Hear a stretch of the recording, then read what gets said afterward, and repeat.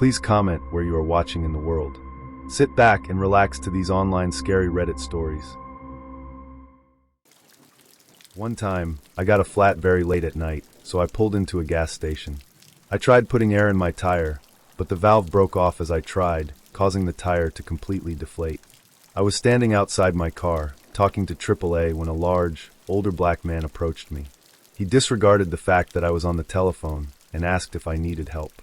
A little weirded out, I smiled politely and thanked him, but told him I had AAA and they would take care of me. He insisted that he would help me and gestured towards a silver car parked in the shadows, telling me he would drive me anywhere. I again thanked him and told him no. He then said he was there to buy a soda, and did I want anything?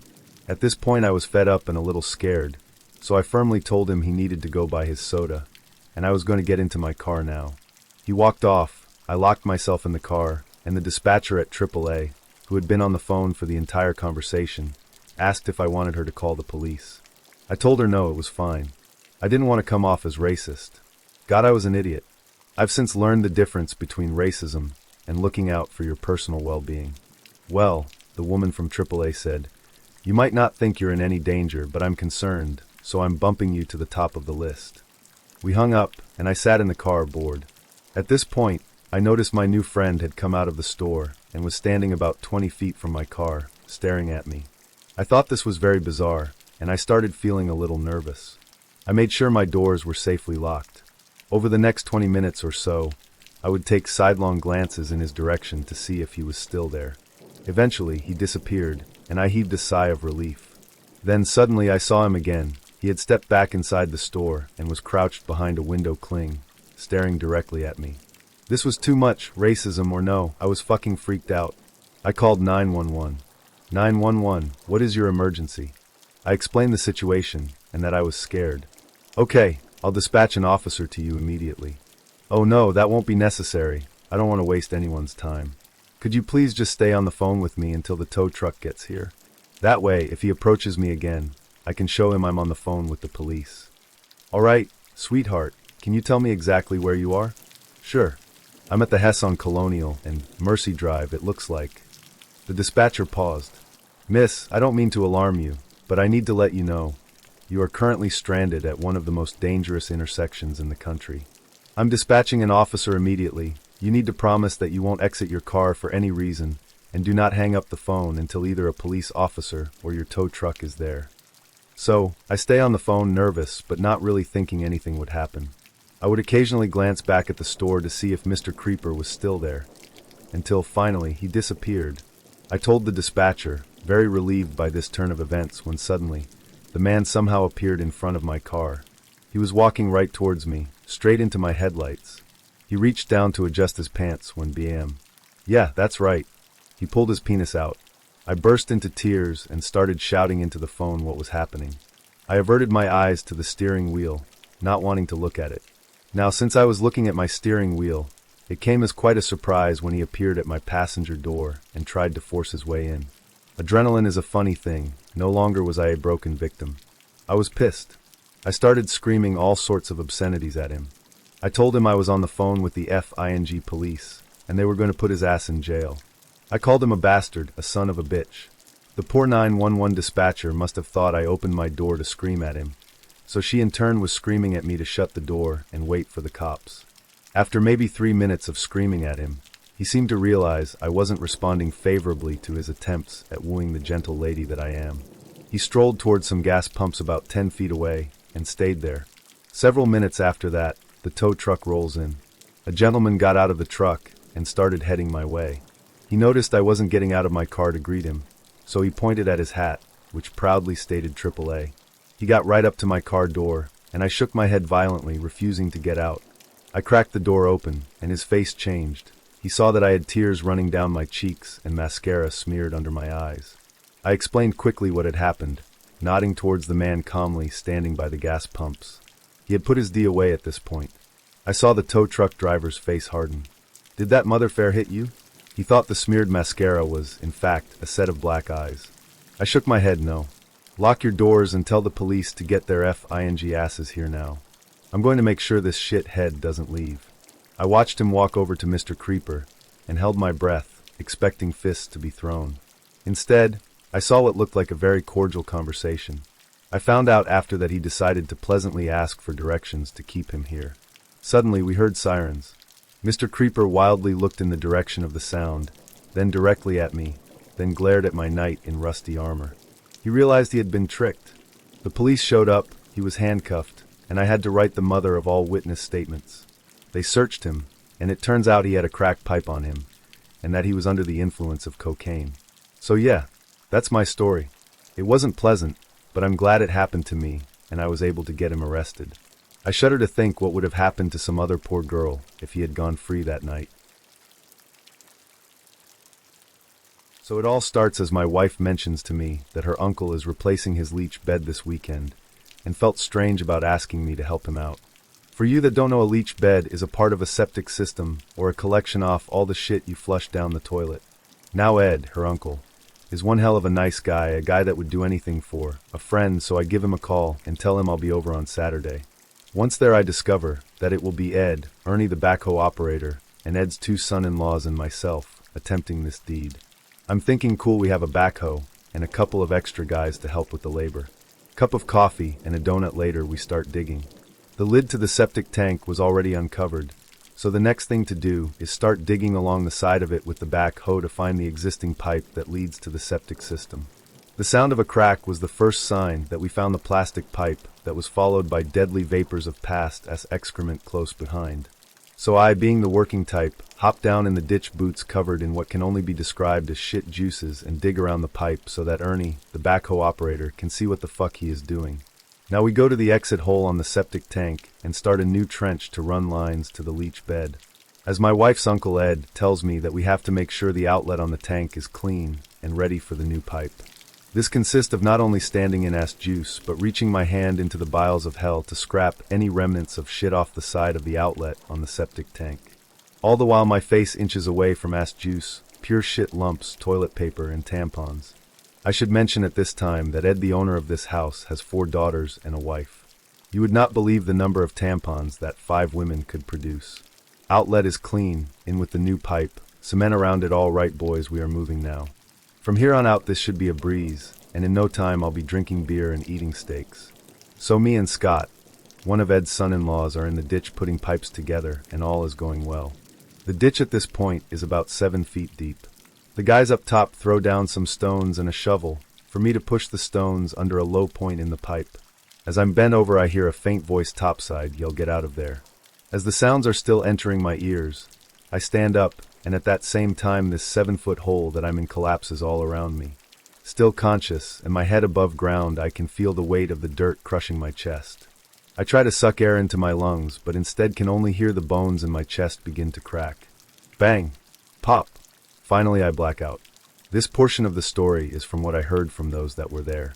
My eyes bulged from my head as if they would pop from their sockets like zits from a teenager's face. Blood began to pour from my nose, mouth, and eyes. Everyone else was out of the ditch, but trying to pry the dirt off my near-dead body, snapping shovels in half like twigs. Ernie, the backhoe operator, moves the machine in closer to help. As he moves, more of the ditch starts to collapse. He puts down the outriggers to stop the machine from collapsing, then quickly inches the back towards my body. After about the 4th scope, he had released enough pressure off my chest to allow air to return to my lungs. Ad guy scream for every breath of air. Scott holds my arm, trying to pull me out of the ditch as they continue to dig. Once the dirt is down to my knees, I pop out of the hole bent over, but standing I tell them, I'm okay. Blood still covering my face, Ed says, "Someone call 911, you need to go to a hospital." I know, but I'm fucking alive. After the adrenaline wore off, I realized I was in so serious pain. It felt as if a car was parked on my chest. The ambulance arrived after what seemed like an hour and refused to give me shit for oxygen. A ride to the local hospital followed by them trying to make me stand for x-rays and not giving my shit for the pain. Next thing I know, the doctor must have seen the x-rays because he's asking if I want transferred to another hospital. For the record, when a doctor asks you if you want to be transferred, get the fuck out of there as soon as possible. Onto the helicopter I go, and they life flight my ass to AGH Pittsburgh, also the home of what I now consider real doctors. A doctor and a shot of morphine meet me on the tarmac. Things are finally looking up. As they tear my clothes off, I realize they are wiping shit from my ass. If that gives you any idea of how close I was to the end. A team of doctors and nurses hover over me the entire time. Even as I pass through an open MRI, the team meets me on the other side. I spent a couple of days in intensive care on a whole lot of morphine. I remember waking up at one point and seeing the nurse preparing another needle of morphine. I said, "If you want me to get better, I can't take any more of that." To which she explained to me that if my lung collapses again because I can't breathe, that she will take the scalpel beside the bed and cut a hole into my chest to insert the plastic tube lying on the tray. I then graciously accept another shot of morphine and pass out again. I spend several more days in a standard room, and they let my ass out. The doctor told me that I was a lucky man. 7 out of 10 people die in my same situation. He credited my survival with the fact that I didn't smoke, was relatively young, and was lucky. This all happened to me on July 27th, 2002. I broke at most, if not all, of my ribs in multiple spots, punctured a lung, and bruised both my lungs. I thought for sure that I was going to die that day. As a matter of fact, when I was in that ditch, I thought I had died. I didn't see God on that day, and I can't tell you I even saw a light. I can tell you it has made me a different person. It's made my marriage better than it ever was, and really makes me cherish the time I have with the ones I love. Life is too short to be pissed off and mad at the world. So this is more a collection of stories, and I haven't told them in a while because even thinking about it freaks me out, not to mention makes me question my own sanity. Anyways, here goes. To preface, when I was entering 5th grade, my dad's company gave him an opportunity to transfer to an overseas job in Florence, Italy. My parents obviously jumped at the chance, and we lived over there for 3 years, which was an awesome experience for the most part. The first few months we lived in an apartment across from Santo Spirito Cathedral, and then moved out to a small town in Tuscany called Impruneta, where my father's company basically paid for us to live in this awesome Italian villa. I mean 7 bedrooms, 5 baths, biggest effing house I'd ever seen. We get to speaking to the farmer who works the olive orchards around the house, and who knows the family who has owned it for centuries, and find out that the oldest part of the house was a 500-year-old hunting lodge owned by the Pitti family, and then the rest of the villa was built around it in the late 1700s. Since we were renting it, it came furnished with all sorts of cool old furniture, art, etc. My father, in a conversation with the neighbors, heard from them some anecdotal stories about the monk ghost who haunted the house, guarding the Pitti's forgotten treasure or some such bullshit. So he thought. And he told my mom, but they didn't tell me sister and I because they didn't think it was a true story, and they didn't want to freak my sister and I out. The first thing I remember being weird about the villa was that I was never comfortable being there alone. I've been a very solitary person my entire life, and I usually enjoy time by myself. However, I can remember right from the start that any time my parents would leave me alone there, I would feel like I was being watched or there was another presence in the house. I spent months convincing myself it was just nerves, that I wasn't used to living there, or that the huge size of the house was what was freaking me out. Then I noticed that our cats, we had one house cat when we moved in, but we also adopted the 4 to 5 cats that roamed the property, and some of them moved into the house, would act strange sometimes, staring at empty spaces, running up to a spot like they would a person, when there was nothing there, but it seemed like I only noticed them doing it when I was there alone. By the end of our first year in the house, I was terrified of being left alone. My parents thought I was crazy, and whenever I was there by myself, which was rarely, I would lock myself in my bedroom with 1 or more cats, who I thought could protect me. I don't know how, or why, it just seemed like a good idea at the time. At the same time, I started noticing noises at night, scrapings, clawings, that sort of stuff, but when I would freak out, my dad would come in and remind me that the house was hundreds of years old, and there were probably mice, bats, and other critters above my room making the noises. It made sense to me, but I can't even begin to recount how many nights I got woken up by these strange noises that seemed too loud or persistent to be a mouse. I started to occasionally hear random doors shutting, those sorts of things, but by this point I just kept it to myself, because my parents were already thinking I was crazy. After about a year living in this villa, our relatives started to fly over from the States to come visit us.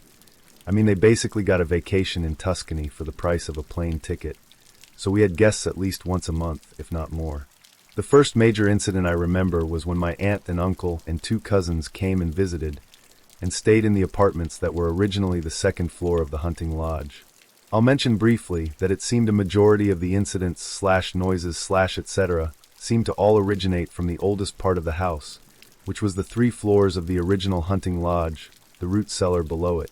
There were 2 adjoining bedrooms, with a bathroom opening onto the front bedroom, and my aunt and uncle slept in this front bedroom, my cousins in the back.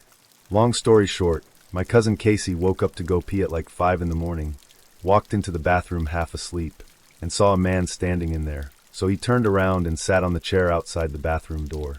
He had been sitting there for a couple minutes when my aunt sat up and asked him what he was doing, and he told her waiting for Dad to get out of the bathroom. To which she replied, "Dad is still in bed, right here." And he was. Needless to say, by the time breakfast came around, we had all heard the story, and it was at this point that my father finally made mention of the ghost stories he heard from the neighbor, and that supposedly this was the reason the villa had been empty for a few years till we started renting it, because the last people to live there had been freaked out.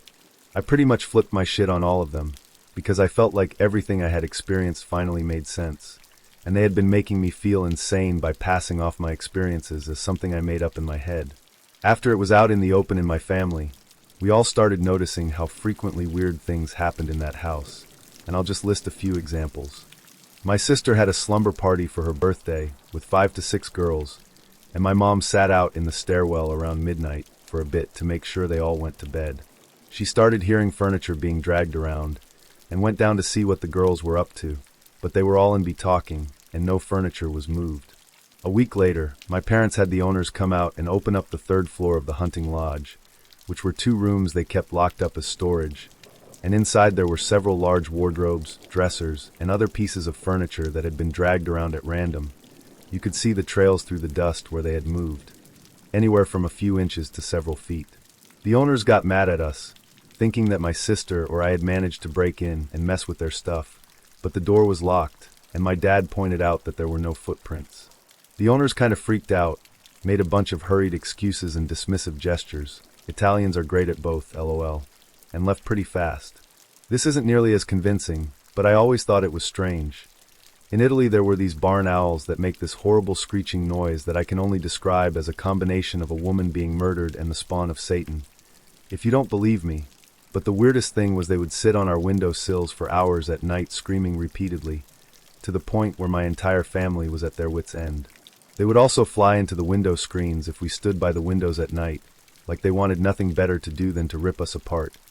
I swear to God this is true. It happened multiple times, including once when my dad was taking a shit and left the bathroom window open. Owl hit the screen, and my dad always said, "Thank God I was on the toilet, lol." This is getting a lot longer than I meant it to be. I guess I got carried away. I hardly ever tell this story, because I get completely creeped out, covered in goosebumps and shaking right now, haha. And I've always felt like I've never been the same since we lived there. The strangest part was that feeling that you weren't alone. I never felt threatened physically by this presence, and for the last year we lived there my parents would always refer to it as the friendly ghost. But I don't think it was friendly either. Whatever it was, it just watched us. Anyways, I know it probably sounds like a whole load of bullshit, but I know what I experienced and what I saw, so think what you want. I went to college at Whitman in Walla Walla, Washington. I'm from Los Angeles. I'd make the 22-hour drive to and from school during breaks. This was on a no-sleep drive to school after winter break my sophomore year. I'm driving through the Siskiyou Pass summit at about 2 in the morning, and it's snowing pretty heavily. I've been on the road since 11:30 a.m., so I'm trying desperately to not fall asleep. I slow to about 35 miles per hour and struggle to get up the damn mountain without crashing.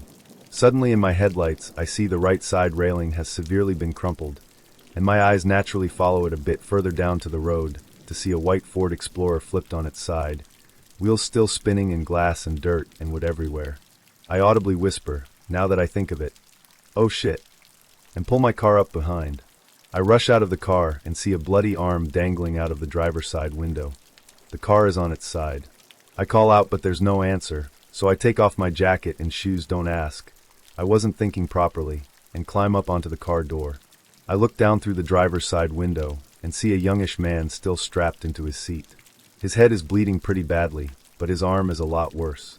It apparently got caught in the window as the car was rolling, and the soft underside of his left arm is still embedded in the glass of the window, and there is blood gushing everywhere. I call the ambulance, but they tell me it'll be a while for them to get there and ask me if I know basic first aid. I tell them yes, and that I'll call them back as soon as I can stop this guy's bleeding. I run to the trunk of my car and grab my big Maglite flashlight and a rag and dash back to the car. I slowly grab his arm and pull it off the glass, Major Alkes, but he barely notices, just kind of groans. With the handle of the Maglite, I scrape away the rest of the glass in the window and take a large shard of glass out of his arm so I can staunch the bleeding.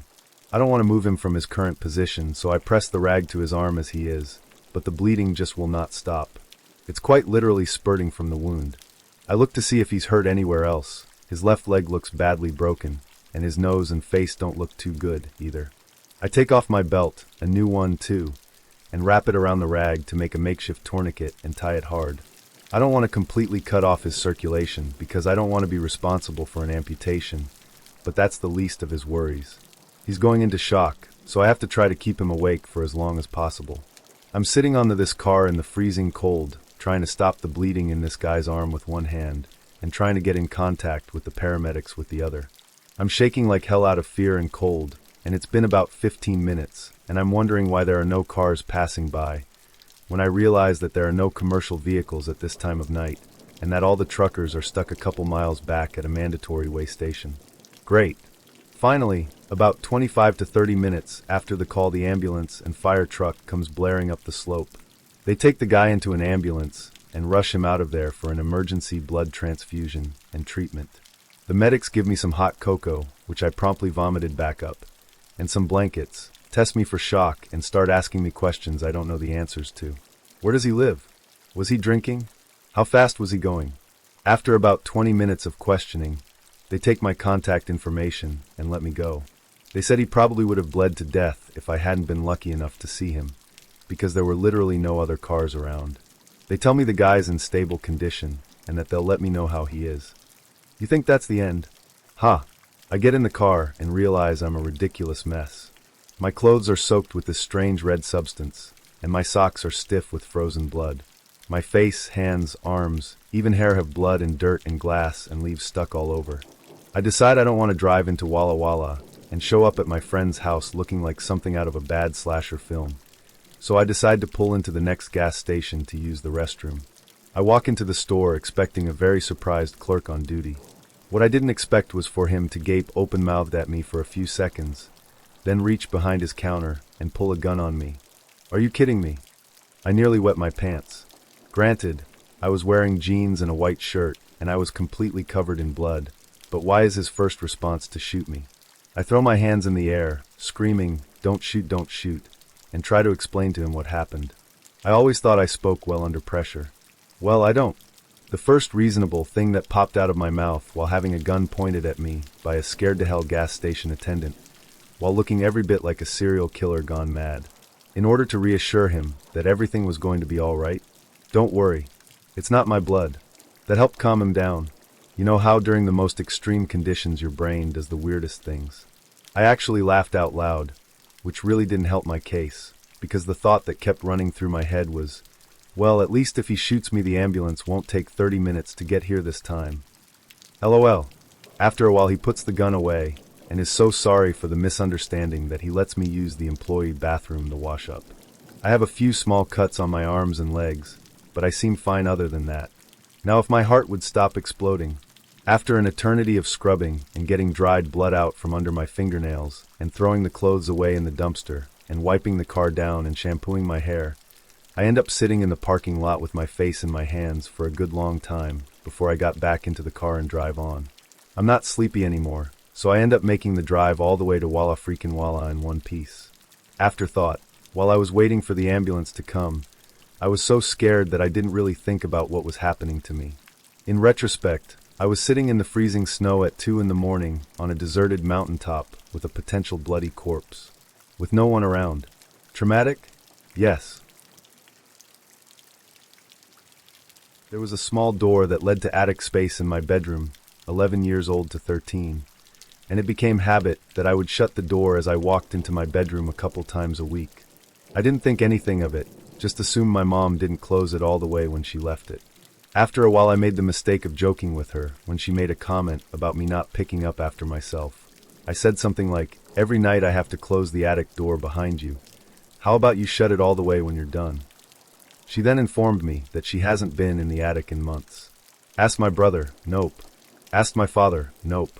So then I started to pay really close attention to it, making sure it was closed in the morning, checking it after school, checking blaster dinner. Then head up to bed and open. After a couple months of wondering, studying, experimenting, I thought I'd see what happens if I just don't shut it. Opened the door before school and checked it after school, still open. Checked it after dinner, still open. Before bed, still open. Now I'm laying in bed, mind going crazy with the open door across the room. Decide to check it out, so I roll over and focus on the black space into the attic to see a face staring back at me. Bolt downstairs, wake parents, get ridiculed by brother, switch bedrooms brother, move into new house about 6 months later due to expanding household. New physics teacher and his wife bought our house. I could have forgotten all about that event and chalked it up to me having an overactive mind. But then my senior year I discovered how awesome our physics teacher was. Became my favorite class and by far my favorite teacher. End of senior year my friend and I took our VHS camcorder around town, doing mostly silly things, but then took it to my old house to see what they've done with the place. We got a very fun tour. I got to tell stories about all the projects my dad did that were still part of the house. Then the wife leads us upstairs to show us the sewing room. I ask jokingly, "Notice anything strange in this room?" And her face goes blank. On camera, she asks what I mean and I try to shrug it off, but end up saying something about the attic door. She confirmed that every time she comes up to sew, the attic door is open. She then tells us that the second day of being in the house, their dog, German Shepherd, had gone into the room but would not go back downstairs. He started barking and could not be consoled, and then jumped through the window, landing on the tin roof over the porch, and then running off. The dog did not come back until the next day, and has not stepped foot into the hallway that leads upstairs since. I had the initial thought that I could show my parents and brother the story I had on film, but I decided to just let it be. Edit a few extra details to satisfy the curious. Attic is the space in this house that runs parallel, like a Cape Cod, to the second floor, not above it. I was 11 and 12 when this was going on, so I did not immediately science it all out. When I told my family that I saw a face, it was just my brother that ridiculed me. My father definitely would have checked it out for actual humans, because one of the first comments he made was about a family that recently had a coin collection stolen from their house across the street. This event itself was easy to shrug off because I could chalk it up to a lot of other possibilities, like the ones mentioned below. It wasn't until 5 years later that it became freaky.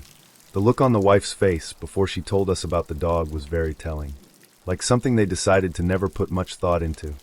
Now my story added depth to their experience, and their story added depth to mine. This did not make me a believer in paranormal. I told the story as a collection of details, not as a confirmation of ghosts. What it did do was make me never be able to be a non-believer. Thanks for reading. Edit 2. I thought the blaster dinner comment was a Reddit reference that was over my head, like most of them. But just reread my story. Nice. Edit 3. Last details. The face was expressionless. I did not see a body, just what appeared to be a dimly lit face staring at me. The door was an actual door, just smaller, 2x4, with a knob that has to be turned in order to open the door. I do not have the VHS tape from 20-something years ago. I moved a lot after high school, and the tapes did not make it through all the moves. I've had a couple of weird things happen. My Pop-Tart incident still trips me out, but I think I can write that one off as maybe someone messing with me. The one that still scares me is an incident that happened at a cabin. It creeps me out for a couple of reasons. The first being that if it was all in my head, then I was in a really messed up place at the time. And the second being, if it really had happened, then what the hell did I see? Here you go.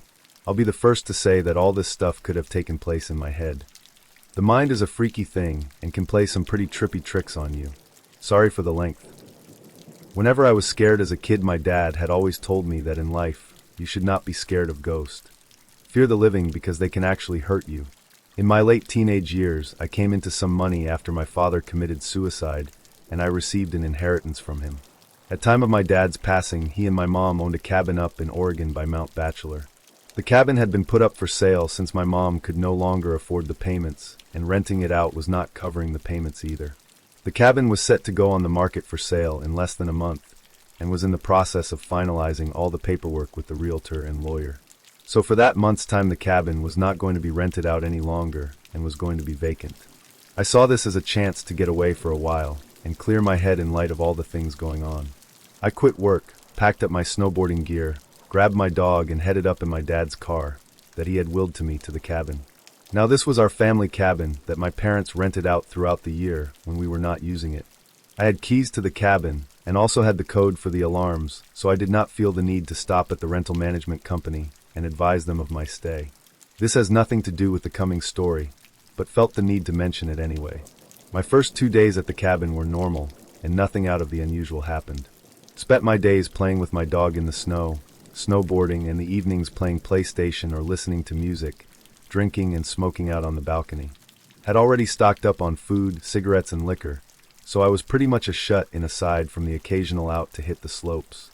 With my dog as company and DVDs/PlayStation as entertainment, I was quite content and started to feel relaxed after all the drama that had preceded my outing.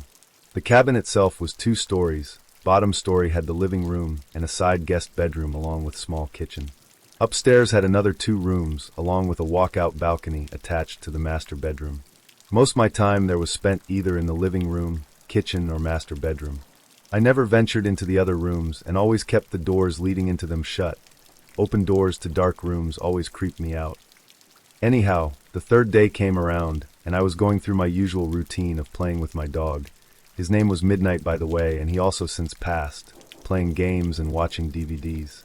That day it was pretty heavy snowfall, so I did not feel like trekking down the hill to the main road in my car, and decided to stay in. That's when things started getting a bit weird. In our area there were only 2 other cabins adjacent to ours, maybe a block away from each other. All other cabins aside from these 2 were around a mile away from ours. Surrounding us was mostly forest and very tall pine trees tall. This is important later on. Both these cabins were empty, and from the past couple of days I knew that no one was currently staying there. Gave enough background, and I'm going to jump to the weirdness. Around midday while outside with my dog, I noticed what looked like footprints in the snow around the area surrounding our cabin. It was still snowing, so the footprints looked semi-fresh, like someone had been there in the last 20 to 30 minutes before me. I thought that maybe someone was staying in the cabin near me that I may not have noticed. Maybe they were shut-ins like me. Alright, whatever, the prints lead away from my cabin, and they disappeared in the snow towards the denser part of the trees. Disregarded the footprints and went back inside. Nighttime came around, and decided to head to bed. My dog Midnight was laying on the bed with me when I noticed his ears perk up to a standstill/listening position. This was followed by him quickly jumping off the bed and running downstairs to the living room. I lay in bed and stayed silent. I was kind of freaked out, and could hear him moving around downstairs back and forth. After around 5 minutes, he ran back upstairs to me and started to do his doggy dance for the sign that he had to pee or that he wanted to go outside. Shit, well fine. I can't say no to him, so we both went downstairs to the outside driveway for him to his thing. Only, he didn't want to pee. As soon as we were outside, he started to pull on his leash, trying to drag me to where he wanted to go. He kept looking into the dense part of the trees where the prints had been earlier. But he also kept sniffing the side of the house and looking up towards the roof. After he figured out that I was not going to go to where he wanted, he sat himself down and just stared into the darkness. A bit unusual for him, but alright, maybe there are forest animals out there that he wants to chase down. But fuck this, did not want to chance anything, so I pulled him back inside, and we both headed back upstairs. Around half an hour later, I was lying in bed when I heard what sounded like hooves walking on my roof. It was only a series of around 6 steps, and I rationalized that it could be a pine cone falling from a tree onto the roof, or maybe a kind-hearted forest animal running around. But here's the thing, the steps seemed to be spaced apart like a man-length stride, so it was really freaking me out. Midnight also heard the noise, and was quick to run to the balcony screen door expecting for me to let him out. Alright, you know what, I'm a tough guy and at the time considered myself to be fairly well built and strong enough to handle myself. So I grabbed my coat and shoes along with my cigarettes and flashlight and went out onto the balcony. Fuck it, right?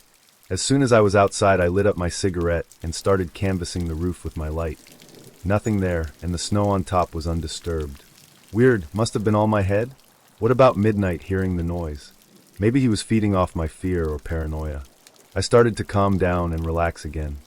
My eyes started to adjust to the darkness, and I kept smoking and just staring at the stars and trees next to our cabin. That's when I saw it. In a tree that was a little taller than our cabin, and around 20 feet from the balcony, I saw what looked like a man crouched in a squatting position in between two branches. It was squatted on one branch, and its arms were extended above its head, holding onto the branch above it. Fuck me. What the fuck is that?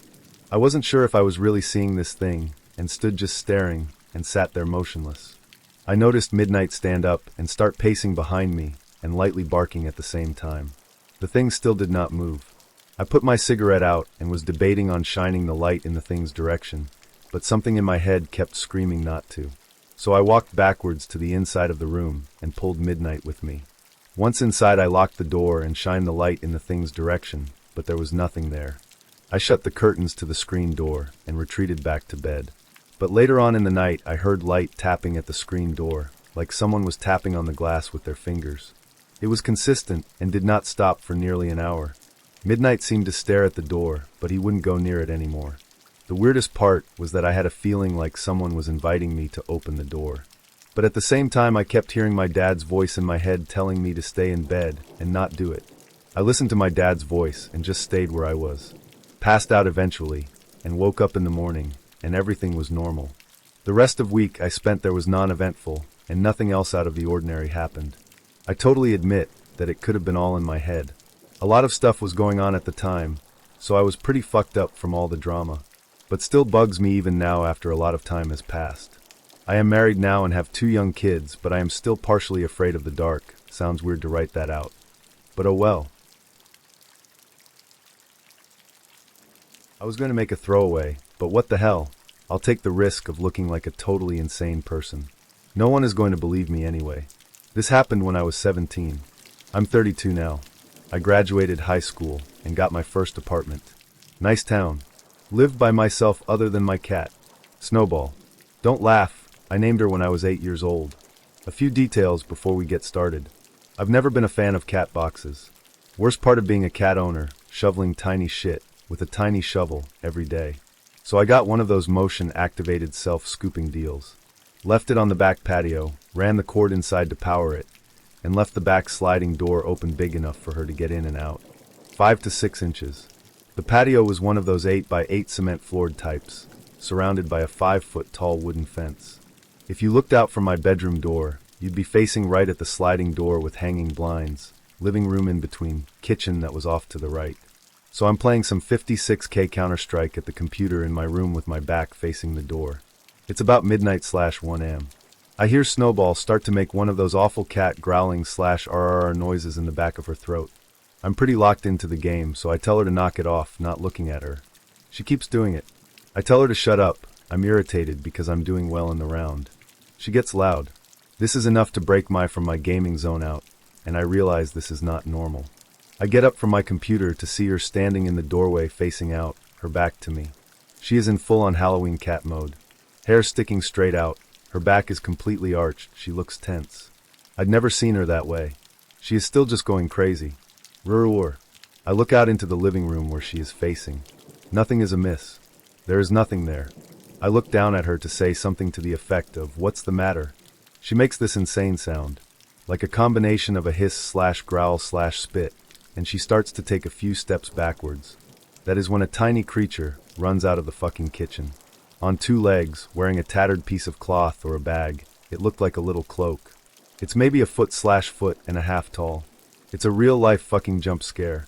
The cat jumps backwards about 3 feet in the air. I jump. I glance down at her as she does this, but quickly look back up.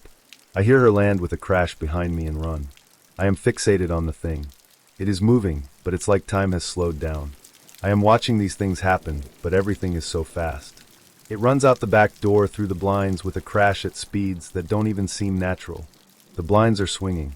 My heart is pounding. I stand there dumbfounded. What the hell did I just see? I'm staring at the back patio door, at the swinging blinds. I'm not moving. My eyes start to notice that something is wrong. All the blinds are softly swinging, except the 2 closest to the opening. I see they're making an inverted V. I look at them and follow them down to the very bottom, and between them I see it. Its head is poking through the blinds, staring at me. It has yellow eyes, and a face that I can only describe as bestial. Gray, greenish, blackish skin. At this point, a singular loud thought fills my mind. You aren't supposed to see this. And at the conclusion of that thought, every one of the hanging blinds shoots upward and outward.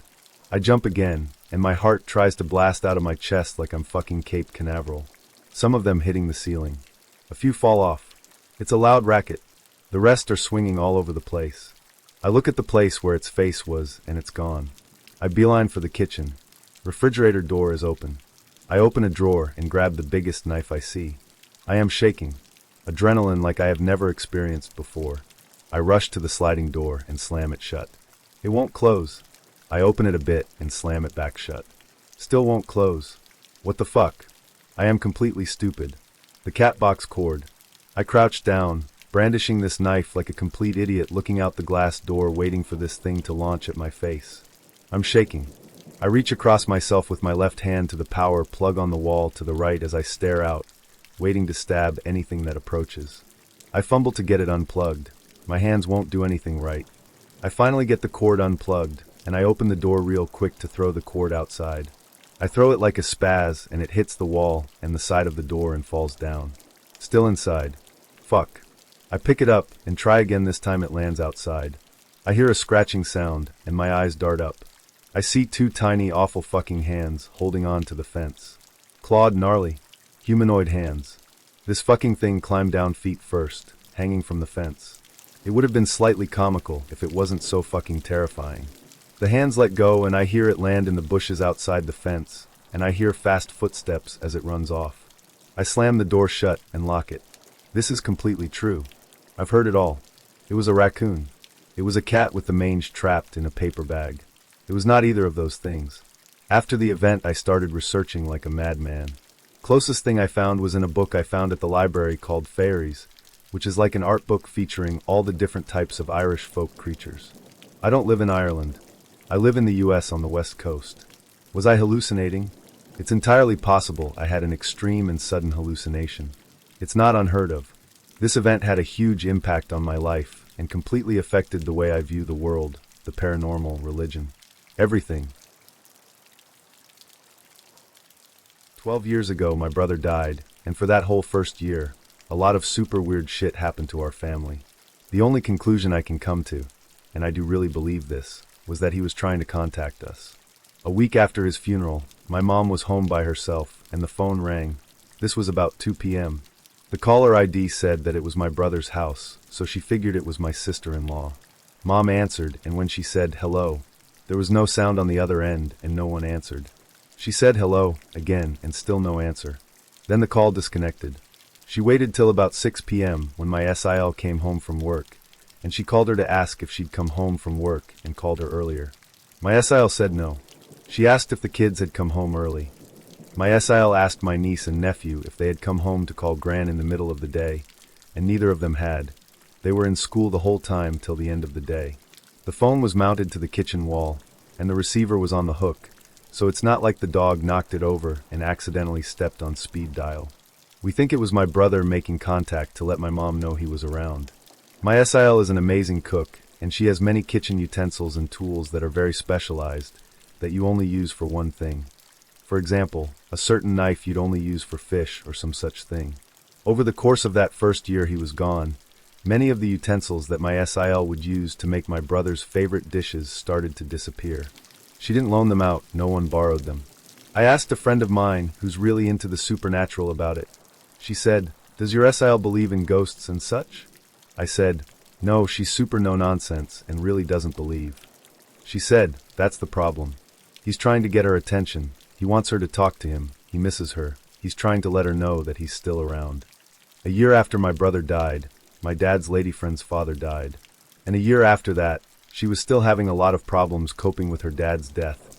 So she went to a psychic to see if she could make contact with him. So the psychic tells her all the things she wants to hear. Yes, of course, your dad is in the room, etc., etc.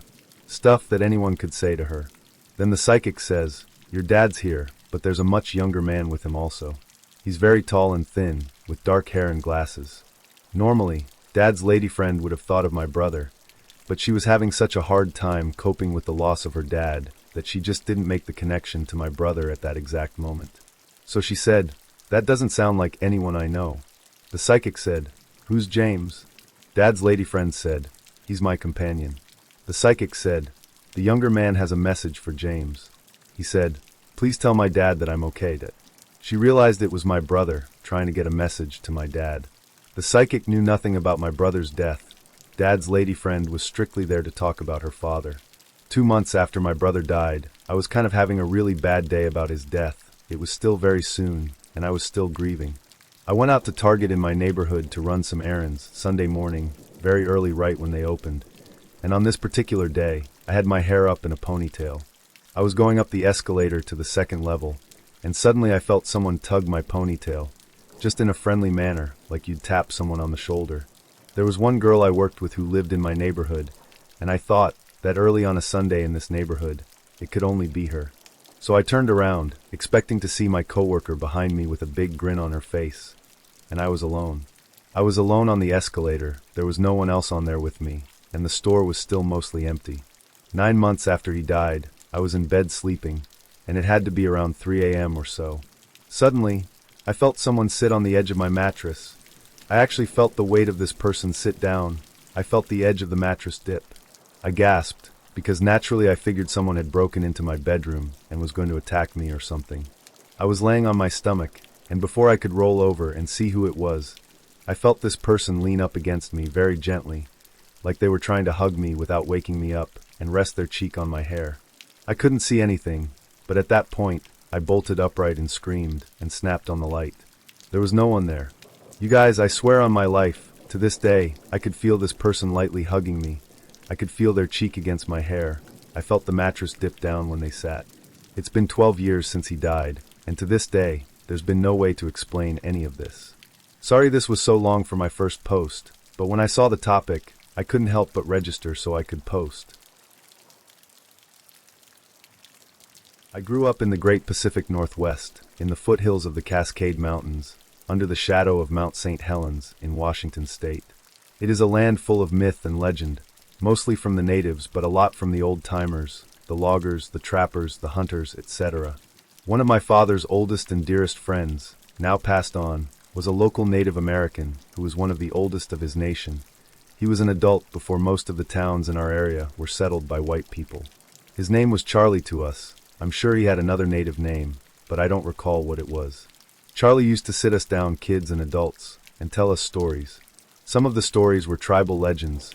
Some of them were things he swore happened to him in the woods, and some were things said by the other men and women of his tribe or the fur trappers and miners of the late 19th century. As I got older, I began to realize that Charlie wasn't just pulling our legs on some of these stories. He genuinely believed them. And a few of them happened to me as I would wander out into the woods and investigate. The most obvious and easiest to prove was the ridge lights or mountain lights. Charlie called them by different names, and the locals to this day still tell some stories about them. The lights, according to Charlie, had existed as far back as man had. They would appear around the mountains on clear nights and zip around in the air. One of the local legends said the lights were the spirits dancing and playing. I first saw the lights when I was a kid, and several times since then. To me, they fit the exact description of a classic UFO. Lights that appear to be some form of aircraft that flew in manners impossible for current aircraft. Incredible speeds and course corrections. The last time I saw the ridge lights was in the mid-90s. I have noticed a distinct decrease in reported sightings of them since then as well. But for a while, the western foothills of the Cascades was a hot spot for UFO sightings. Speaking of UFOs, it goes a bit further than just seeing lights. When I was a young kid, I woke up in the middle of the night in the little farmhouse we lived in to bright lights outside. They were multicolored and flashing, like police car lights, except I seem to recall there was green in there as well. I was curiously unafraid and walked out of my room, into the living room, the kitchen, and eventually my parents' room. All the while, in all the windows, there were these bright lights. I tried to wake my parents up, but they were sound asleep. I shrugged it off, went to bed, and woke up in the morning. When I brought it up to my parents, they dismissed it as a dream. I accepted that, especially because of one odd part of my story. I couldn't wake my father up, and he was a Vietnam vet who normally woke up at the sound of a mosquito farting. The story would have ended there if not for our drunken neighbor. Some years later, when I was a teen, I was talking with the now dead neighbor's granddaughter. The neighbor himself was known as a drunken lout and storyteller of the first order. Anyway, his granddaughter was telling me about how he used to tell these crazy stories, and one day he swore up and down that aliens landed in his field and visited him in the middle of the night. I laughed and said I think I would have seen that, as our yard connected to his field. She agreed, saying something like, "You and your parents would have noticed a bunch of red, green, blue, and white flashing lights in your backyard 10 years ago." To be clear, I'm not saying I saw a UFO land near my house. I'm saying I may have seen lights that matched the description of the lights on the supposed spaceship reported to have landed in my unreliable, drunken neighbor's yard. And then there is the big myth of them all. Sasquatch, Bigfoot, whatever you call him. Do I believe he exists? Absolutely, even though I consider myself a man who puts science before superstition. Why do I believe in him? Because when I was a child I saw the footprints. My father even has a plaster cast of one. That was my first encounter. The prints were on the edge of a creek bed, in a small ravine on a piece of wild property my father owned. We found them when surveying the property with a hunter friend. My father insisted it must be Bigfoot, to which the hunter scoffed and said a man could have made those prints. To demonstrate, this 6 feet 6 inches, 250 pounds hunter climbed on a nearby log, took off his boots, and jumped down into the semi-soft ground. His size 12 feet made a 0.5-inch indent in the earth next to the other print. The other print was a hand longer than the hunter's, and at least 1.5-inch down. It also had an odd big toe. It was splayed to the side, kind of like a thumb. My dad consulted Charlie for advice. Charlie told him to leave Sasquatch be, and Sasquatch would leave us be. Charlie also told us how to know when Sasquatch was nearby. Nothing else would be, and sometimes you could smell him. He said if you could smell Sasquatch, it was time to get the hell out, because he was a hell of a lot closer than you wanted him to be. Anyway, as the years went by we learned to just hike out of the woods if they got dead quiet, and we didn't see any signs of other animals. Only twice do I think I smelled him.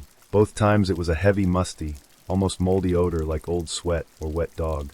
The second time I was with a girlfriend. This was in my teen years, and I recalled something else Charlie had said. Never go into Sasquatch territory with a woman who was on her period, because he could smell that and would track her, according to legend, to find a mate. It was the first time I ever asked a girl if she was on her period. She was, needless to say, quite embarrassed to answer that it was that time of the month.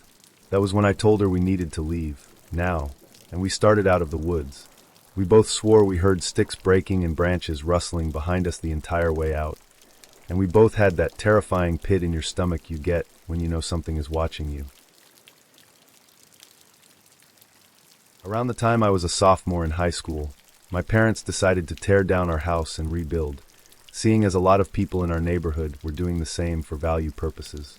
I had made multiple jokes about how cool it would be to get a secret room that no one knew about, but I didn't actually expect them to take adding it into consideration. Turns out, they worked with the contractor and ended up having an area set aside. Basically, if you were looking inside my closet and turned right, you could walk to the corner where there was a 1.5-foot bar to hang clothes. If you moved those clothes, there was a wall behind that you could push open and bam. The hidden room, fully equipped with a ceiling light and electric plugs. Imagine how many games of hide and seek I won. No one, ever, found me. The room was my precious secret, and I wasn't going to share it with any person outside of my family. Unfortunately, after a few months passed by, I began to get tired of the room.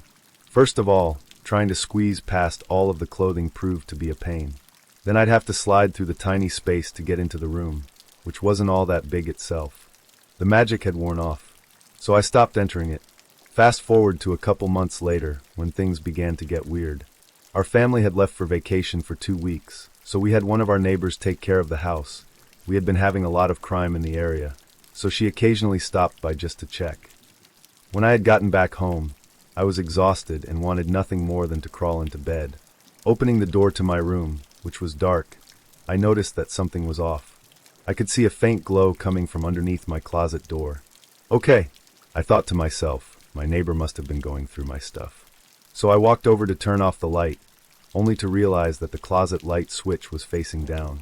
Confused, I opened the door, and to my horror I noticed that, in the corner, all of my clothes have been shoved aside, the wall to my secret room has been pushed open and the light was on. How is this possible? No one knew of that room other than my parents and the contractor. I stood there in utter disbelief for about a minute, until I realized my neighbor must have really explored the place. I warily made my way to turn off the light, followed by putting the wall door back in its place and moving the clothes back to their normal formation.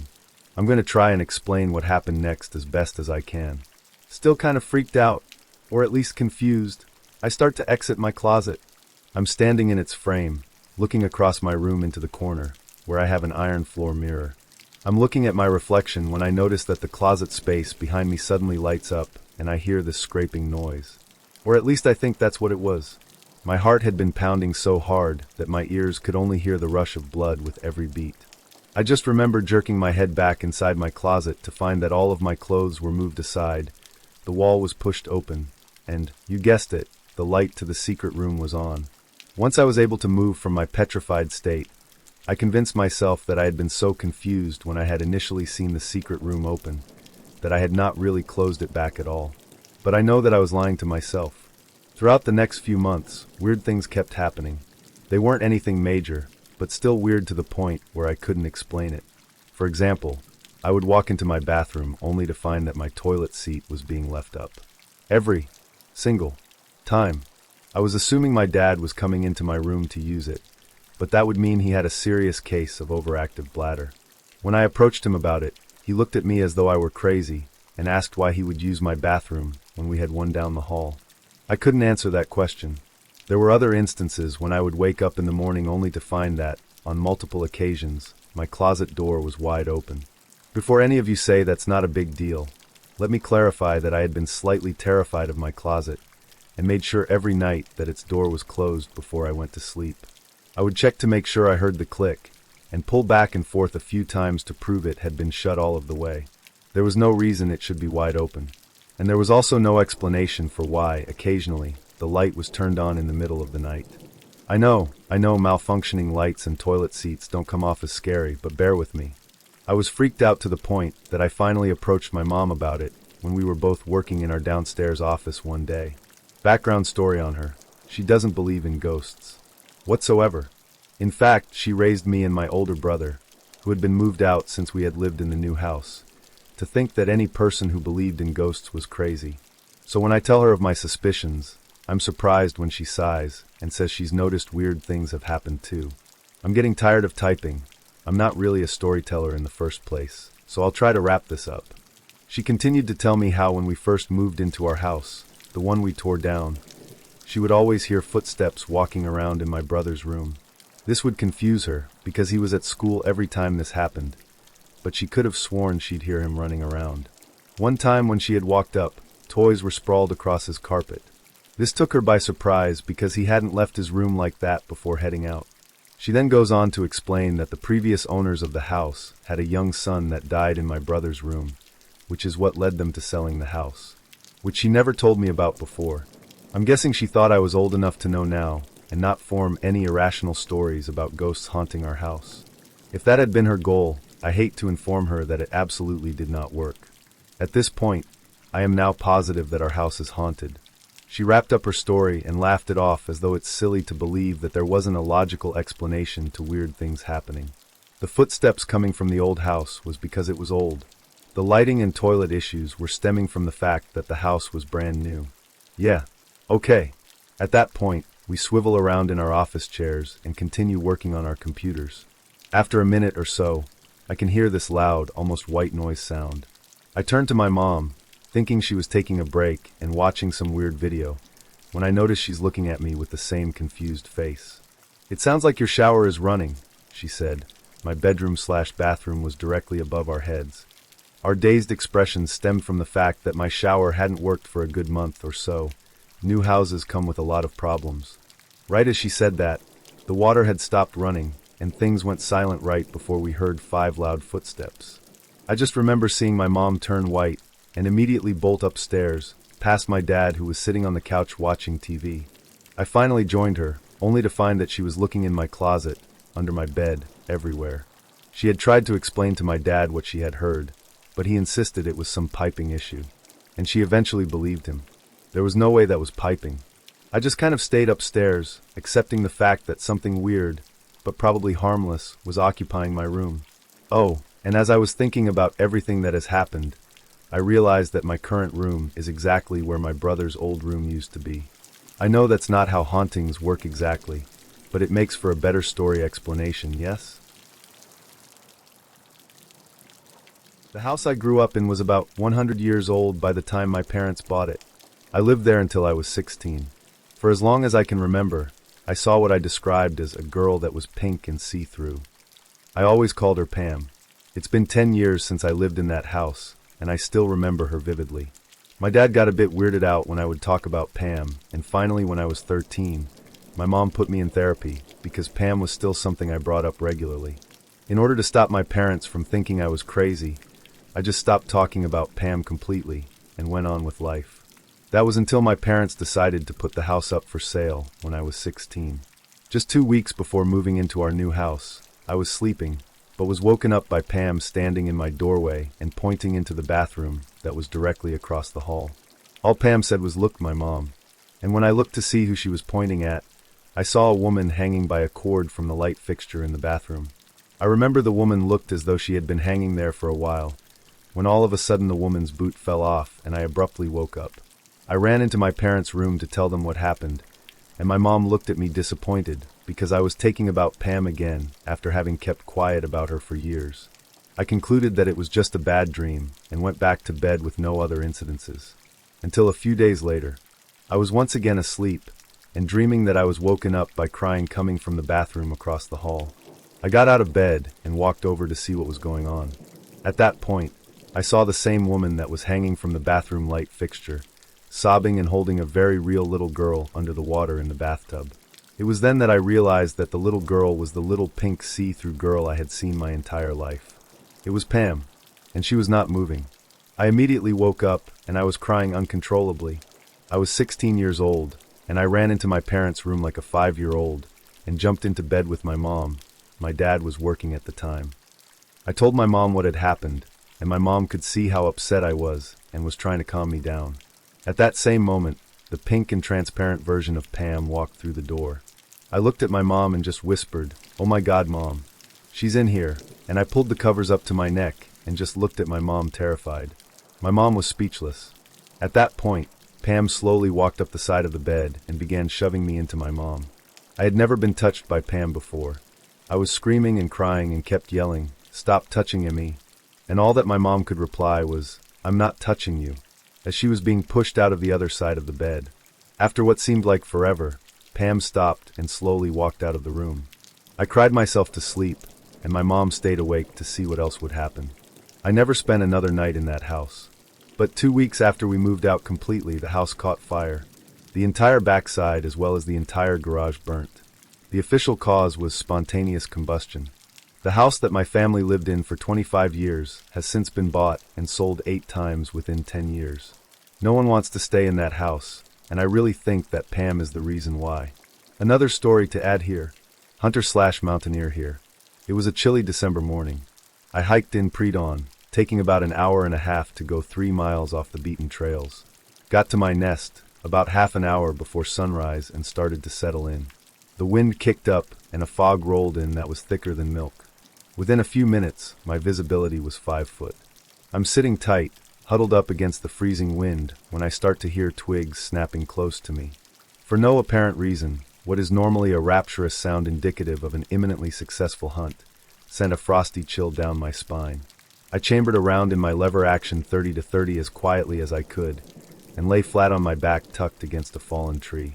The rustling was moving closer through the fog, but I couldn't see anything. The sun was starting to peek over the mountains to my east, and visibility was starting to increase.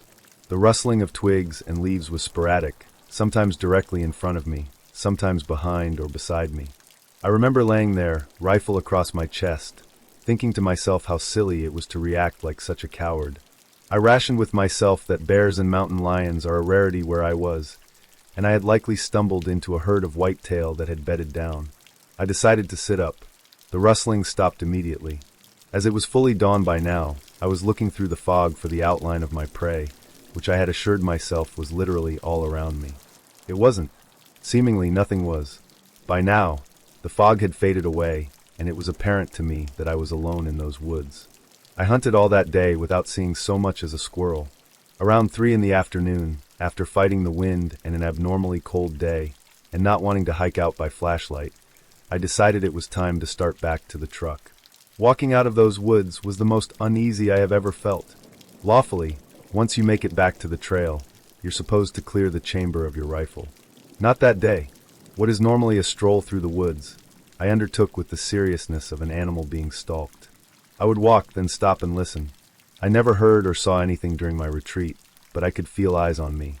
I was about 100 feet away from my truck when I rounded the last corner and saw, hanging at eye level from a tree by a noose, a stuffed bear in a blaze orange jacket.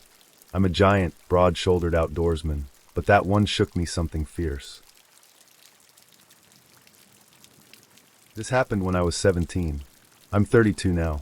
I graduated high school and got my first apartment. Nice town. Lived by myself other than my cat, Snowball. Don't laugh, I named her when I was 8 years old. A few details before we get started. I've never been a fan of cat boxes. Worst part of being a cat owner, shoveling tiny shit with a tiny shovel every day. So I got one of those motion-activated self-scooping deals. Left it on the back patio, ran the cord inside to power it, and left the back sliding door open big enough for her to get in and out. 5 to 6 inches. The patio was one of those 8x8 cement-floored types, surrounded by a 5-foot-tall wooden fence. If you looked out from my bedroom door, you'd be facing right at the sliding door with hanging blinds, living room in between, kitchen that was off to the right. So I'm playing some 56K Counter-Strike at the computer in my room with my back facing the door. It's about midnight/1 a.m. I hear Snowball start to make one of those awful cat growling/RRR noises in the back of her throat. I'm pretty locked into the game, so I tell her to knock it off, not looking at her. She keeps doing it. I tell her to shut up. I'm irritated because I'm doing well in the round. She gets loud. This is enough to break from my gaming zone out, and I realize this is not normal. I get up from my computer to see her standing in the doorway facing out, her back to me. She is in full-on Halloween cat mode. Hair sticking straight out. Her back is completely arched. She looks tense. I'd never seen her that way. She is still just going crazy. Roar. I look out into the living room where she is facing. Nothing is amiss. There is nothing there. I look down at her to say something to the effect of, "What's the matter?" She makes this insane sound, like a combination of a hiss/growl/spit, and she starts to take a few steps backwards.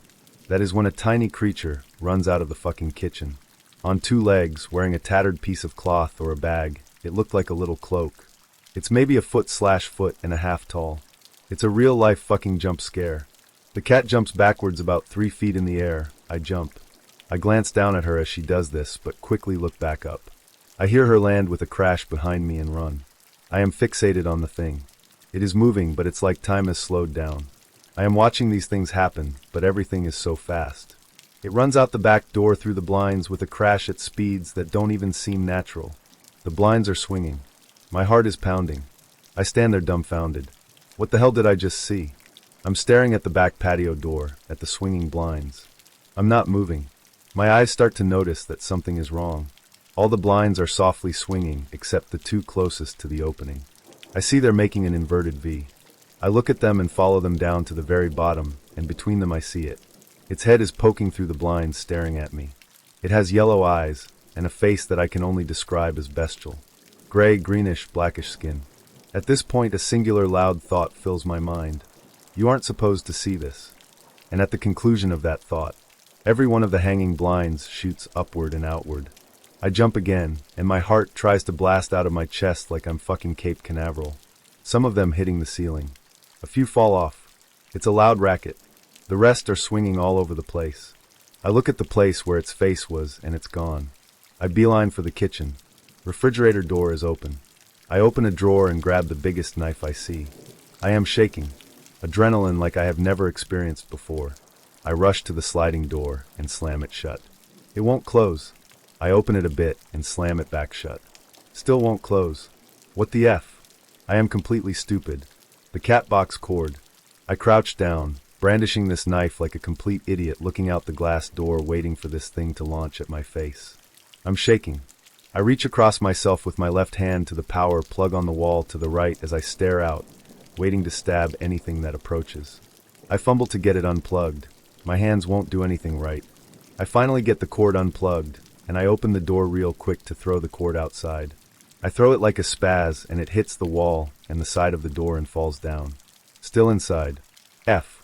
I pick it up and try again. This time it lands outside. I hear a scratching sound and my eyes dart up.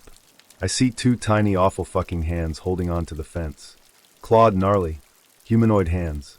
This fucking thing climbed down feet first, hanging from the fence. It would have been slightly comical if it wasn't so f***ing terrifying. The hands let go and I hear it land in the bushes outside the fence, and I hear fast footsteps as it runs off. I slam the door shut and lock it. This is completely true. I've heard it all. It was a raccoon. It was a cat with the mange trapped in a paper bag. It was not either of those things. After the event, I started researching like a madman. Closest thing I found was in a book I found at the library called Fairies, which is like an art book featuring all the different types of Irish folk creatures. I don't live in Ireland. I live in the US on the West Coast. You don't believe this story, and I don't blame you. It sounds ridiculous. You probably shouldn't believe it. I absolutely hate / sleep. I think it's stupid. I hate bullshit paranormal stories. Believe it or not, I am a skeptic. I believe all people that have experienced something strange or believe in the paranormal should be a skeptic. I enjoy debunking paranormal videos and pictures. I want the truth. Was I hallucinating? It's entirely possible I had an extreme and sudden hallucination. It's not unheard of. This event had a huge impact on my life and completely affected the way I view the world, the paranormal, religion, everything. 12 years ago, my brother died, and for that whole first year, a lot of super weird shit happened to our family. The only conclusion I can come to, and I do really believe this, was that he was trying to contact us.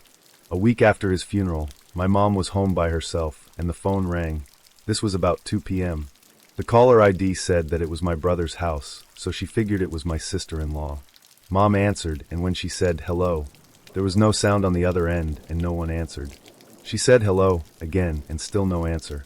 Then the call disconnected. She waited till about 6 p.m. when my SIL came home from work, and she called her to ask if she'd come home from work and called her earlier. My SIL said no.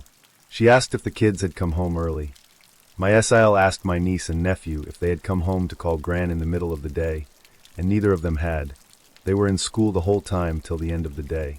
The phone was mounted to the kitchen wall, and the receiver was on the hook, so it's not like the dog knocked it over and accidentally stepped on speed dial. We think it was my brother making contact to let my mom know he was around. My SIL is an amazing cook, and she has many kitchen utensils and tools that are very specialized, that you only use for one thing. For example, a certain knife you'd only use for fish or some such thing. Over the course of that first year he was gone, many of the utensils that my SIL would use to make my brother's favorite dishes started to disappear. She didn't loan them out, no one borrowed them. I asked a friend of mine who's really into the supernatural about it. She said, "Does your SIL believe in ghosts and such?" I said, "No, she's super no-nonsense and really doesn't believe." She said, "That's the problem. He's trying to get her attention. He wants her to talk to him. He misses her. He's trying to let her know that he's still around." A year after my brother died, my dad's lady friend's father died. And a year after that, she was still having a lot of problems coping with her dad's death. So she went to a psychic to see if she could make contact with him. So the psychic tells her all the things she wants to hear. Yes, of course, your dad is in the room, etc., etc. Stuff that anyone could say to her. Then the psychic says, "Your dad's here, but there's a much younger man with him also. He's very tall and thin, with dark hair and glasses." Normally, Dad's lady friend would have thought of my brother, but she was having such a hard time coping with the loss of her dad that she just didn't make the connection to my brother at that exact moment. So she said, "That doesn't sound like anyone I know." The psychic said, "Who's James?" Dad's lady friend said, "He's my companion." The psychic said, "The younger man has a message for James." He said, "Please tell my dad that I'm okay." She realized it was my brother trying to get a message to my dad. The psychic knew nothing about my brother's death. Dad's lady friend was strictly there to talk about her father. 2 months after my brother died, I was kind of having a really bad day about his death. It was still very soon, and I was still grieving. I went out to Target in my neighborhood to run some errands, Sunday morning, very early right when they opened. And on this particular day, I had my hair up in a ponytail. I was going up the escalator to the second level, and suddenly I felt someone tug my ponytail, just in a friendly manner, like you'd tap someone on the shoulder. There was one girl I worked with who lived in my neighborhood, and I thought that early on a Sunday in this neighborhood, it could only be her. So I turned around, expecting to see my coworker behind me with a big grin on her face. And I was alone. I was alone on the escalator, there was no one else on there with me, and the store was still mostly empty. 9 months after he died, I was in bed sleeping, and it had to be around 3 a.m. or so. Suddenly, I felt someone sit on the edge of my mattress. I actually felt the weight of this person sit down. I felt the edge of the mattress dip. I gasped, because naturally I figured someone had broken into my bedroom and was going to attack me or something.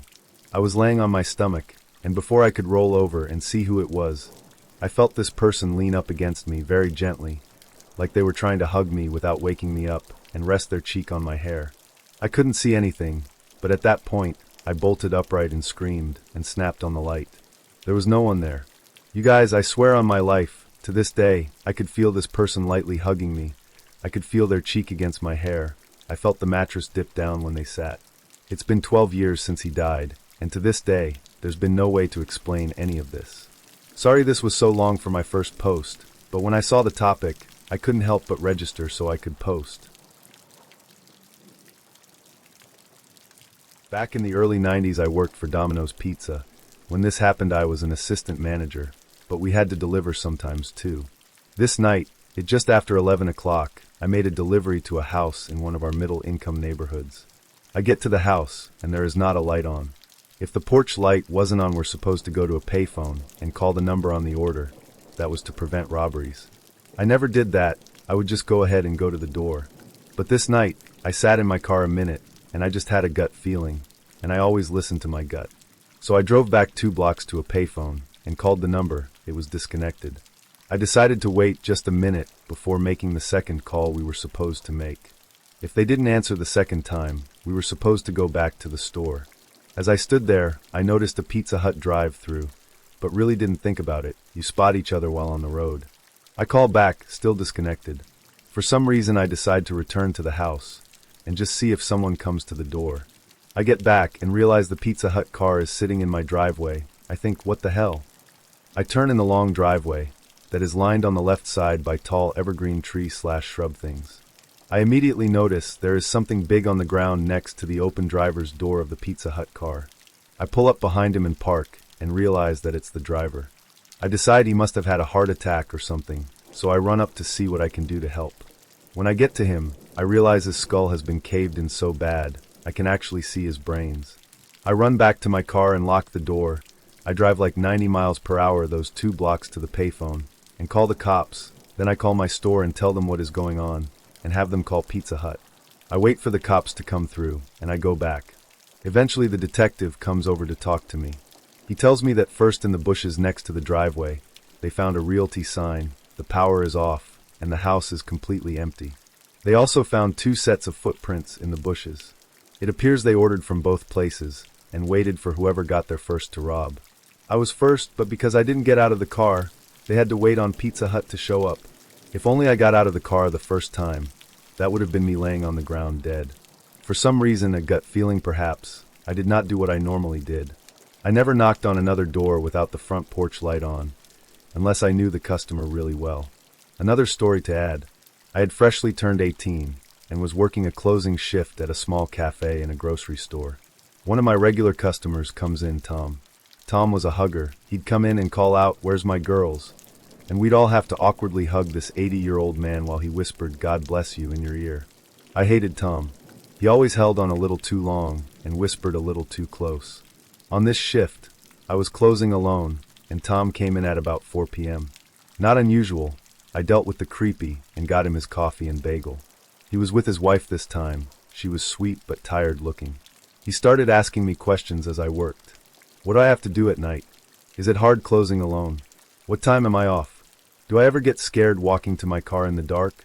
The questions got progressively more uncomfortable, and his wife just sat there silently. I answered as friendly as I could, despite the hair on the back of my neck standing up. I would catch him staring at me often. It was okay though, I was off work at 7 so it wasn't a big deal. Until he didn't leave. His wife went home without him, and he just stayed staring for hours. I asked if there was anything else he needed. He said no, I'm just waiting for you to get off of work. He wanted to walk me to my car, he said, because young girls shouldn't be in a dark parking lot alone. I told him it wasn't necessary and continued about my work, ignoring him now even as he stared. He left about 15 minutes before my shift ended, into the dark Michigan winter, and I breathed a sigh of relief. I didn't think twice when I punched out and headed to my car. I grabbed my snow brush and began clearing my car, enjoying the quiet that's unique to a snowy night. I began to hear the crunching of footsteps behind me. I brush it off. I am in a parking lot, after all. But they get closer, past any other car and directly towards my car, parked away from the others in employee parking. I look, and it's Tom, maybe 50 feet away and smiling. He tells me that I should have looked for him. He had been sitting outside waiting for me, and I should know it's dangerous for young girls to be alone in a parking lot at night. I began shaking. I tried to open my car door, but it was frozen shut due to the earlier storm. Tom came closer, calling me a stupid girl and asking God to forgive him. I debated running back into the store. He was so old he surely couldn't keep up, right? I didn't want to chance it, though. He could have been younger, as I'm a terrible judge of age, and I'm not exactly fast myself considering my weight. So I stand my ground. I fumble in my purse for my pepper spray, thankfully attached to my keys. I tell him to stay back. I have pepper spray, and to go home to his wife. He glowers at me. I show him the teal canister. We're about 15 feet apart now. He's well within range. He calls me a bitch, spits at me, and heads back into the store. I get in my half-uncovered car and drive home, terrified. I called the store when I got home, only a mile and a half away, so about 2 minutes, and told them what had happened. They kicked Tom out and told him not to come back. He began cursing up a storm, and his wife had to come pick him up. He ended up getting arrested for child pornography a couple years later, but I don't know the details as I had moved away at that point. Can't say I'm sad to see him go, though. This was actually on a Danish highway with lots of traffic. I was riding my motorcycle and pulled over at a rest stop. The stop only had a parking lot and a toilet, no gas station or anything, and was hidden from view from the highway by trees. As I stopped, there was only one car in the parking lot. A man was standing next to it. He came over, and I thought he was just a tiny bit strange. He told me he was a German chemistry professor, but did not look the type. He had been sleeping in the trunk of his station wagon, and when he left through the rear hatch he had left the keys inside and the car was locked. He wanted to borrow my phone to call for assistance, and I let him use it. After the phone call, I was still talking to him, and he told me about the trip he was on. I was more or less trying to end the conversation, when a run-down van with graffiti on it stopped next to us. Out comes a man who looked a bit off, like a mix of 80s denim jacket gang member and a drug dealer. He opened with, "How much is that motorcycle worth?" I found that slightly threatening. He kept on talking about how nice my bike was, as well as telling me his life story. He told me he was a West German truck driver in the 80s, driving a route to East Germany. He had an East German girlfriend who he met every time he was there. But they were discovered by Stasi, and he never saw her again. He was convinced she was killed by Stasi because of her relationship with him, West German. At that point, he had moved to Norway and worked there as a butcher for 10 years. But then some things happened in my life, and I joined the Foreign Legion. Now, people don't just join the French Foreign Legion. The way he said it made me think he was saying that he did some serious crime, but escaped the police/prison by joining the Legion, which is apparently a thing. Now, at this point I was 100% convinced he was bullshitting me. I just did not understand what he was trying to achieve. Did he want to steal my bike? Or my wallet phone? Meanwhile, the professor wanted to leave so bad, but he was still locked out of his car. Me and the crazy dude was speaking partly Danish/Norwegian, so he did not understand what we were talking about, but I guess you could say he understood enough to be a bit frightened. I wanted to pull on this crazy guy's strings a bit, so I asked him about something I'd heard about the Foreign Legion. That they give you a dog, and you have to care for the dog and have it as a pet, and then they make you kill it and eat it. He told me nope, that's not true. It's a rabbit, not a dog. And then he kept talking about it in a way that was very, very convincing. And then he pulls the ace out of his sleeve. Literally. He pulls up his sleeve and reveals a tattoo of a legionnaire of the French Foreign Legion, in uniform, covering his whole arm from elbow to wrist. I mean, non-legionnaires don't have that. I was still trying to figure out what he wanted. He had still not asked what me and the professor were waiting for. But just then a roadside assistance truck arrived to help the professor, and the crazy guy realized the situation. And then became annoyed because if he had known, he could have picked the car door lock in seconds. I have equipment for it in my car. Anyway, the professor and the crazy legionnaire became occupied with the locked car and the arrival of the roadside assistance truck. And I got on my bike and noped the fuck out of there. In the end of the day, I think he was genuinely a legionnaire, butcher, and truck driver. I think he was a lonely guy, just looking for conversation, but no longer used to civilian-friendly conversation. I'm sure he had hundreds of interesting stories to tell, but I would prefer to hear them in a less isolated place than a Danish rest stop. An old job I had was located on an industrial estate in the middle of an expansive, abandoned, and disused airfield. One of those places that even when the sun shone, if the estate was quiet, it was eerie.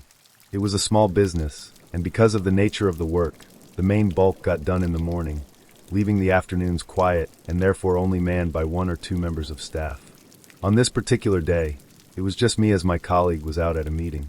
It was a sunshiny, normal day, and I'd been in the midst of doing very little, as you do when left to your own devices in a quiet office, when I decided to take a break to pee. Now, because of the weird layout of the building, to get to the toilets you went downstairs, took a right at a crossroads, the front door on your left, through the, at that point, empty warehouse, and followed the loop, leaving you directly under the main office. So there I am, having a grandiose wee when I hear the front door open and close. At this point, I'm not fussed.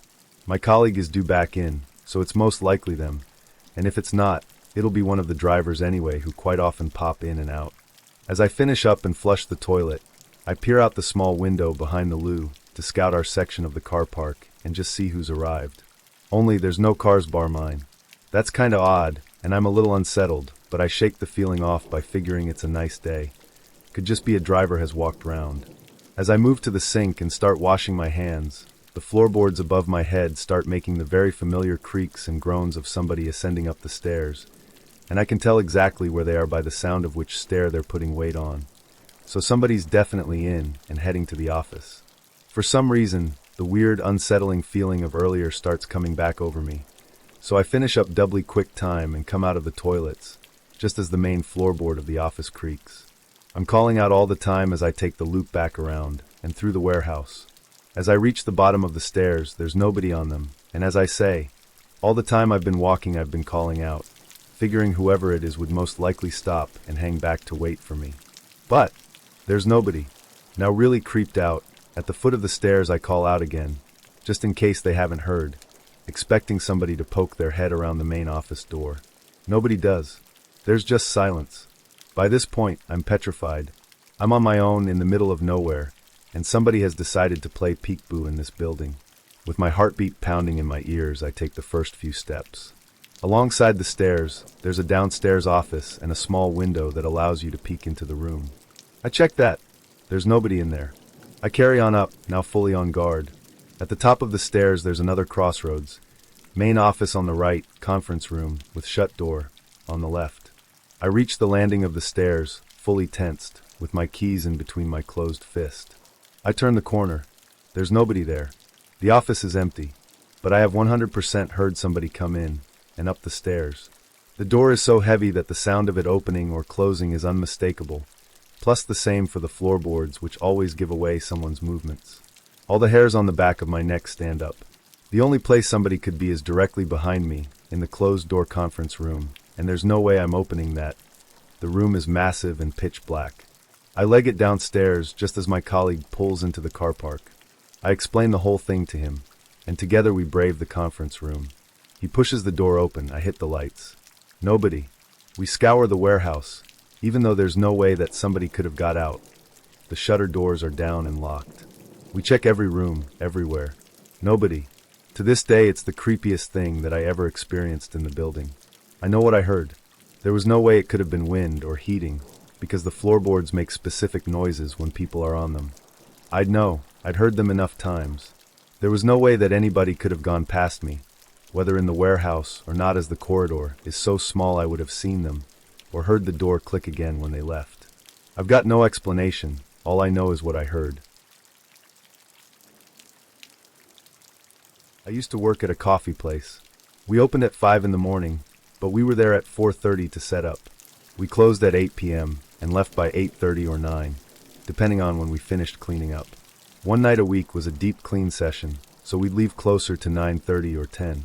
I did my fair share of both opening and closing in my almost 4 years there, and definitely saw some pretty interesting folks in all that time, especially when opening. Lots of homeless people who were sadly mentally disabled or drug addicted.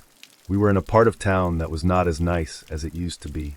One morning when I was opening, myself and my opening barista, I was the supervisor at the time, were the only ones in the store. I was in the back of the store setting up some tills. She was in the front brewing coffee and tea and so on. Suddenly she started screaming bloody murder. I grabbed a box cutter and ran to the front. She had been cleaning a drain on the ground by the sink right next to the drive-through window. She had been bent down, but when she stood up again, there was a man in with his face pressed to the window, literally inches away from her just through the glass. He was just staring at her, with this huge, super terrifying grin on his face, just up against the glass. He was super dirty and messy, and for some reason had a pink blanket wrapped around his shoulders. As my barista was screaming and crying, mostly shocked from how quickly he'd randomly appeared and how close he was to her, he started cackling like it was funny. I don't really know why, but that pissed me off so bad. I didn't want to open the window obviously, so I just told my barista to go into the back of the store and made eye contact with the guy through the window, scowled as hard as I could, and pointed down the street and yelled, "F-U-C-K. Off. Now." He looked totally taken aback at first, but then kind of stumbled away down the street. He lingered on the block for a long time, but eventually left for good. I kept an eye on him for a while, and then went and calmed down my barista. Another time, I was opening with a different barista. For reference, I'm an average-sized female, early 20s. This barista I was opening with is a late 30s male. When we opened the store, we'd wait in the parking lot for the other person to get there, one barista, one supervisor, and then walk into the store together. I arrived before him. When he got there, he parked a few spaces away from me. His car is black and small, so it could be hard to notice in the dark and from a ways away. When I realized he was there, I got out of my car to meet him. He left his car too, and was walking towards me when he suddenly started yelling, "Get the fuck away from her," and running at me super fast. I heard footsteps run away from behind me and was super shocked. Apparently, someone had been hiding behind my car, waiting for me to get out. They hadn't noticed my co-worker show up and was scared off by him. Thank God, because I didn't ever notice anyone was there. A few weeks later, though, when I was closing with a different barista, it happened again. My barista's partner was picking her up from work that night and was waiting in the parking lot since she got there a little early. Luckily, my barista's partner was also a cop. She noticed someone was crouched hiding behind my car and called her partner to tell her to tell me what was going on, then went to investigate, shoo the guy away. As soon as he saw her, he ran away again. My barista and her partner both walked me to my car, though, just to be safe. So yeah, 2 attempted kidnappings within 2 weeks was pretty creepy. All for $15 an hour. Go figure. This is a good one, and it's 100% true. I won't give the exact location, but it was in Rhode Island about 10 years ago. I was working overnight security at a boatyard. They assembled tugs, and there were numerous docks and very large warehouses where things were assembled. The job was great as I could essentially play video games / do homework all night, minus a 20-minute walkabout every 2 hours. The only problem with this job was the totally bizarre and creepy things that continually happened while on shift. You have to understand, a large, rusty, foggy industrial yard like this late at night in near total dark minus the lights you turn on, then off, plays tricks on people's minds. And I, for one, am a very logical, science-oriented person. Yet we went through probably about 35 to 40 guards in the year and a half I was there, the latter half being lost to other posts despite being paid double at this one for much, much less work. While working there, I heard all kinds of stories, but I'll give you some of the ones I personally experienced. One night while patrolling one of the assembly warehouses, I heard something following me from above. It was the strangest thing. I couldn't find the source of the noise, but every time I turned around, I could hear something scatter and run. Something big. Go back to the security room and look through the cameras, and it's a massive damn cat. Some sort of mountain lion. I had to call animal control, and they hunted and caught the damn thing like 5 hours later. The next night it's back. I can see it in the cameras and call again. This time they couldn't catch it. At one point I was actually directing animal control to the thing which I could see on the camera, and they were walking around right past it. They never ended up with the second catch. This then happened on a third night. I almost got my ass in hot water before one of the responding animal control guys sat down right next to me trying to direct his buddy. To this day I still don't know what the fuck was going on with that. We never caught the second ghost lion thing, though it would return when the weather was warm. Another night I was walking across one of the large, empty sections of the yard and was hit in the leg by a wrench. A large, 5-pound wrench. Hit me hard enough where I stumbled and almost went down. Thing is, there was literally no place this could have fallen from. The nearest roof a goodly distance away. Someone would have had to have tossed it like a football to hit me with it. There was one night I was taking a shit in one of the stalls, and I heard the super large hangar open despite the controls for it being locked. I was weirded out, but decided to finish my shit, then investigate. It then closed again, then opened. Then as I'm getting ready to wipe my ass and troubleshoot this thing, the bathroom door rips open, slamming hard enough to give me a heart attack, and every stall door slams open. Given we were on the docks, there were a lot of seagulls. Occasionally one or two would sit on the end of the pier and watch us do rounds. One night a small flock of them, probably about 5 to 10, flew into a really compact ball. It was super weird. I've never seen them do that before. They then proceeded to follow me around at a set distance. If I approached, they went away. When I walked away, they followed. When I went into the guard shack, they all landed on the roof. Weirdest damn thing. The last example I'll give was one of the few deaths that happened on site. A worker not wearing a harness doing a warehouse roof repair fell through and landed on some machinery a good 40 foot below. He was dead by the time the ambulance got there. The following day the roof caved in on the CEO's office during an international conference call, sending him to the hospital. The weird thing is the main office building was new construction with no maintenance issues whatsoever. It's in the 90s in California during summer. I'm 14 and go on a 2-week summer camp where we go from LA to Sequoia National Park and do whitewater rafting on the American and another river, camping at various stops on the way. I don't remember if this was before or after we got to Sequoia, but we stopped at a campground along a lake. I don't remember if it was a private campground or if we had booked the whole area. It was just me, 17 other campers, and 6 counselors, and no one else was supposed to be there. Our tents were set up on the hill overlooking the lake and about 500 feet from the lake/dock. It's dusk, and we're about to get the fire going when I notice a boat coming up to the dock. I tell the counselor, "It's strange since you don't see any other docks or campgrounds around the lake. The rest of the lake is surrounded by trees except our spot, so I'm not sure where he got his boat in." The counselor, a young lady, starts walking to the dock. By that time the boat is at the dock, and even from my distance you could tell the occupant was a large man. He definitely had a hat on, and I think fatigues. The counselor stops and gets on the walkie-talkie. 2 of our big male counselors join her, and they walk down to the dock together. By this time, the boat guy has gotten out of the boat, tied it, and got a big duffel bag. The trio of counselors start walking towards the dock, while boat guy is walking inland.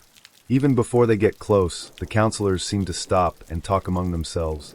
Then the lady counselor turns back and walks back to camp. First it's a regular walk, then she runs. She says something to the other counselors, and we're immediately told to drop everything and get in the vans. I look back towards the dock, and the 2 male counselors are walking backwards, keeping an even distance from the boat guy.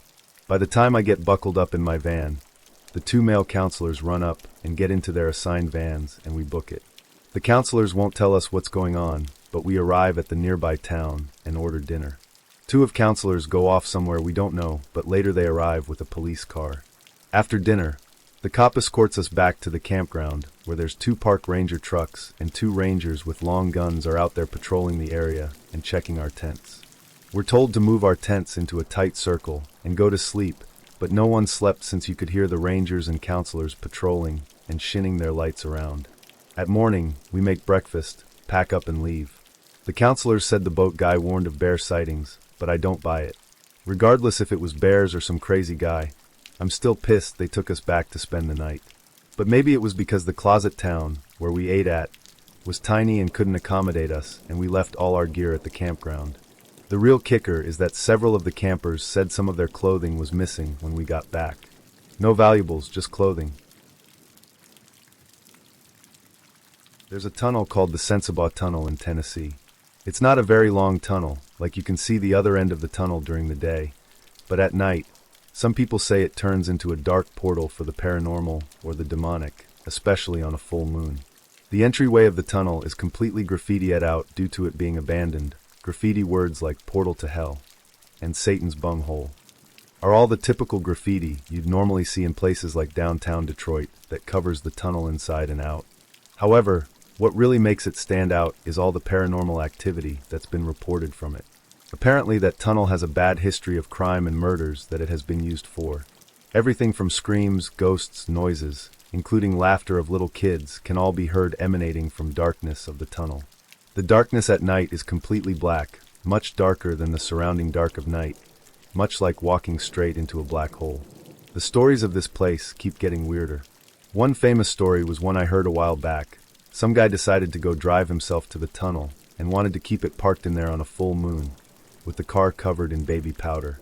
All he had with him was a voice recorder and a gun when he pulled up and turned on his blinders and slowly drove into the tunnel, then turned off the vehicle completely once inside. What he said I'll always remember. While he was parked in the tunnel, it had a coldness that wasn't normal for the humidity of the summer, despite it being in a solid concrete tunnel. He then turned on his voice recorder with his gun in hand with the engine completely off. He sat and listened for what seemed like a few minutes. He said he could hear the drip-a-drop noises from water, and what sounded like small voices that were faint and could barely make them out. What startled him was when he felt and heard something brush up against the side of the passenger door in the midst of complete darkness.